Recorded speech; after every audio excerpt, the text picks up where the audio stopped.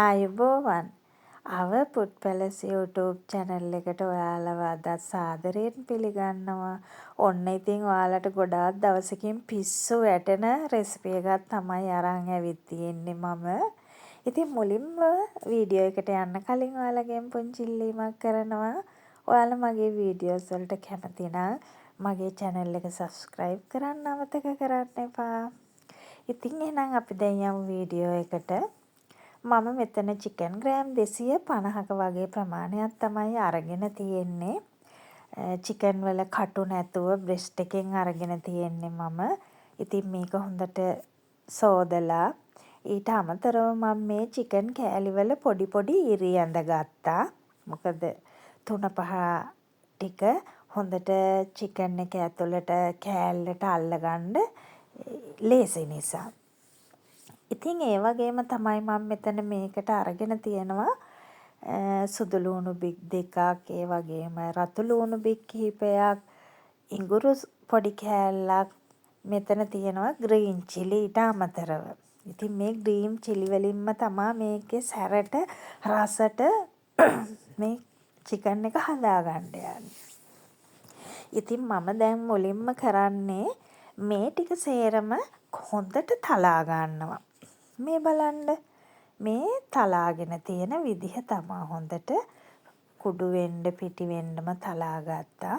ඇත්තමයි පට්ටම සැරයි මට මේක මෙහෙම බලාගෙන ඉන්නෙද්දිත් S2ට කඳුළු වැක්කිරෙනවා. ඒ තරම්ම මේ මිරිස් එක සැරයි.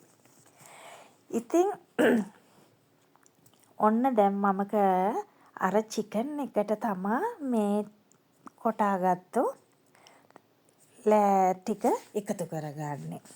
ඉතින් මේ බලන්නකො මෙන්න මේ විදිහට තමයි චිකන් කෑලි වලට හොඳට තැවරෙන විදිහට කෑල්ලට අල්ලන විදිහට 3-5 එකතු කරගෙන ඊගාවට මම මේකට එකතු කරගන්නවා සෝයා සෝස් ටිකක්.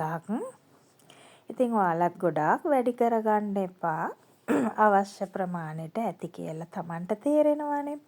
ඉතින් ඒත් එක්කම මම මේකට දෙහි කෑල්ලක් දෙහි ඉස්මැටියකුත් එකතු කරගන්නවා.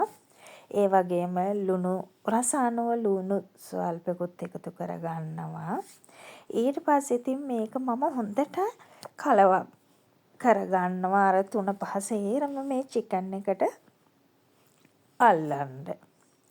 ඉතින් ඊට පස්සේ මම කරන්නේ මේක හොඳට කලවම් කරගෙන පැයක විතර ප්‍රමාණයක් ෆ්‍රිජ් එකේ තියලා තමයි අරගෙන මම මේක බැදගන්නේ.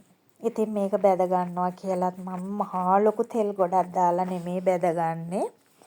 ඉතින් ඔන්න ඔය වගේ ෆෑන් එකක් ලිපේ තියලා මම පාවිච්චි කරන්න ගත්ත මේ ස්ප්‍රේ බොටල් එකක්. මේ බොටල් එකට මම තෙල් දාලා තියාගෙන තියෙනවා. ඉතින් මේ බලන්නකො දැන් ඇත්තටම චිකන් එකක් ෆ්‍රයි කරන්න ගොඩාක් තෙල් ඕනනේ. ඇත්තටම ගැඹුරු තෙලේ වගේනේ කවුරුත් ෆ්‍රයි කරන්නේ. නමුත් මේ බලන්න මම තෙල් සුවල්පයක් පොඩි ප්‍රමාණයක් තමයි අරකින් ස්ප්‍රේ කරගත්තේ.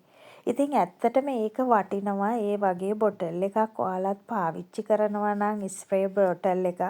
මොකද අපි කාටත් තෙල් කන්න අකුණයි. තෙල් කන්න හොඳ නැහැ වැඩියේ. ඉතින් අර වෙනම දාලා වක් කරලා දානකොට භාජනයේට ඇත්තටම අපි අතින් වැඩි වෙනවා. ඉතින් දැන් බලන්නකො මම පොඩි ප්‍රමාණයක් තමයි මේකට ස්ප්‍රේ කරගත්තේ. එතකොට ඒ ටිකෙන් තමයි මම මේ චිකන් එක සම්පූර්ණයෙන්ම බැදගන්නේ. සමහර විට ඔයාලට හිතෙන්න පුළුවන් මේ පොඩි ප්‍රමාණයකින් මේ චිකන් එක බැදෙයිද කියලා. නැහැ. හොඳට බැදෙන්න ඒ තෙල් ප්‍රමාණය හොඳටම ප්‍රමාණවත්. ඉතින් ඔන්න ඔය විදිහටයි මේ චිකන් එක බැදෙන්නේ. ඉතින් දැන් මට තේරෙන විදිහට දැන් යටපැත්ත හොඳට බැදිලා තියෙන්නේ. ඉතින් මම දැන් කරන්නේ මේක ඊගාවට මේක අනිත් පැත්ත පෙරලා ගන්නවා. මේ බලන්නකො ඕම් බලන්න හොඳටම බැදිලා දැන්. ඒක ඒ පැත්ත පෙරලගෙන ඒ පැත්තත් හොඳට බැදුනට පස්සේ මම ඒක පැත්තකින් තියාගෙන ඉතින් මට හිතුණා මේකට තව අල පොඩ්ඩක් බැදගත්තා නම් හොඳයි කියලා. ඉතින් ඒක නිසා මම දැන් මේක අයින් කරලා අල එකත් බැද ගන්නවා. මේ බලන්නකෝ. කොච්චර හොඳට බැදිලාද. අර වගේ තෙල් ගොඩාක් දාලා අපිට ඇත්තටම අගුණයිනේ. තෙල් කන්න හොඳම නෑ. අඩුවෙන්ම පාවිච්චි කරන්න ඕන. ඉතින් හැබැයි අල බැද ගන්න නම් තෙල් ටිකක් වැඩියෙන් ඕන. ඒක නිසා මං තෙල් ටිකක් වැඩියෙන් ඒකට එකතු කරගත්තා. ඉතින් ඒ වගේ ඔන්න දැන් මං අල ටිකක් බැද ගන්නවා. ඉතින් ඒත් එක්කම මට හිතුණා මේකට හරියනවා පොඩියට සැලඩ් එකක් වගේ තිබ්බනම් කියලා. ඉතින් ගෙදර පොඩි ලට්ටපට්ට ටිකක් තිබුණා. ඉතින් ඒ වයින් දාලා එකතු කරලා මම පොඩි සැලඩ් එකකුත් හදාගත්තා. ඉතින් ඇත්තටම මේ වගේ මෙනු එකක් ගෙදර හදාගන්න කන එක ගුණයි, රසත් එහෙමයි. එතකොට වියදමත් අඩුයි. කවුරුත් කන්නත් ආසයිනේ මේ වගේ මෙනු එකක් නේද? ඉතින් ඇත්තටම අපි එළියට ගිහින් කෑවොත් සෑහෙන මුදලක් යනවා. ඉතින් අඩු මුදලකින් රසට ගෙදරම හදාගන්න පුළුවන් ඉතින් මේ වගේ කෑම Tamanටම. ඉතින් අනිවාර්යෙන්ම ඔයාලත් මේ වගේ රසට රෙසිපි එක හදාගෙන කමෙන්ට් එකක් දාන්නත් අමතක කරන්න එපා. ඉතින් ඕම් බලන්නකෝ. ඔන්න ඔය විදිහට තමයි මගේ මේ ග්‍රීන් චිලි චිකන් එක හැදුනේ. ඉතින් ඔන්න බලන්න. ඔයාලම හිතලා බලන්නකෝ මේ වගේ ඇත්තටම ලොකු මුදලක් ගියේ නැහැ මට මේ ටික හදාගන්න. අපි රෙස්ටුරන්ට් එකකට ගිහින් කන්න ගත්තොත් කොච්චරක් කීයක් යනවදනේ. ඉතින් ඒ හින්දා හැම වෙලේම රෙස්ටුරන්ට් ගානේ දුවන්නේ නැතුව මේ වගේ රෙසිපි එකක් ගෙදරම හදාගෙන කන්න පුරුදු වෙන්න. ඉතින් එහෙනම් අලුත් වීඩියෝ එකකින් හම්බෙනකල් මම ගිහින් එන්නම්.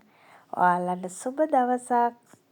අනිවාර්යෙන්ම මේ රෙසිපි එක හදලා කොහොමද කියලා කමෙන්ට් එකක් දාන්නත් අමතක කරන්න එපා.